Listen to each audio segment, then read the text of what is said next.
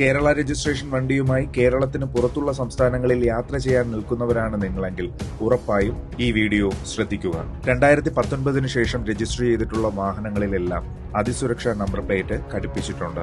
എന്നാൽ 2019 മുൻപുള്ള വാഹനവുമായി നിങ്ങൾ യാത്ര തിരിക്കുകയാണെങ്കിൽ കേരളത്തിന് പുറത്തുള്ള മറ്റു സംസ്ഥാനങ്ങളിൽ വലിയ പിഴ ഈടാക്കാനുള്ള സാധ്യതയുണ്ട്. കേരളത്തിലെ വാഹന ഉടമകൾക്ക് ഈ അതിസുരക്ഷാ നമ്പർ പ്ലേറ്റ് ഘടിപ്പിക്കാൻ കഴിയാത്തത് വലിയൊരു പ്രശ്നം തന്നെയാണ്.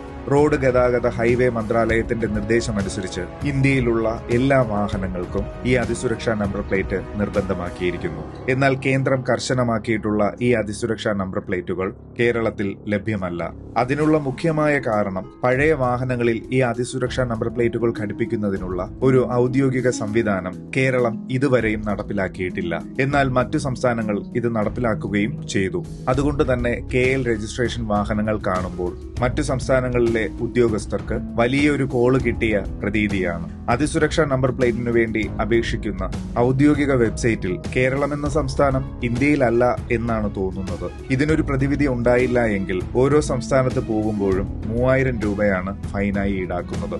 മാത്രമല്ല ഉദ്യോഗസ്ഥരുടെ ഉചിതമനുസരിച്ച് ഫൈൻ കൂടാനും സാധ്യതയുണ്ട്. കേരളം എന്നൊരു സംസ്ഥാനം ഇന്ത്യയിലാണ് എന്ന്, അല്ലെങ്കിൽ കേരളം എന്നൊരു സംസ്ഥാനമുണ്ട് എന്നെങ്കിലും കേന്ദ്ര ഹൈവേ മന്ത്രാലയത്തിന് മനസ്സിലാക്കി കൊടുക്കണം. RC ബുക്കുകൾ പോലും പ്രിന്റ് ചെയ്യാൻ കഴിവില്ലാത്തവർ എന്നൊരാക്ഷേപം കൂടി കേരളത്തിനുമേലുണ്ട്. ആ കാര്യം കൂടി ഒന്ന് പരിഗണിക്കണം. വീഡിയോയെക്കുറിച്ചുള്ള നിങ്ങളുടെ വിലപ്പെട്ട അഭിപ്രായങ്ങൾ ഉറപ്പായിട്ടും കമന്റ് സെക്ഷനിൽ പറയുക. എല്ലാവർക്കും നന്മയുണ്ടാകട്ടെ. എല്ലാവർക്കും ഹൃദയം നിറഞ്ഞ വണക്കം.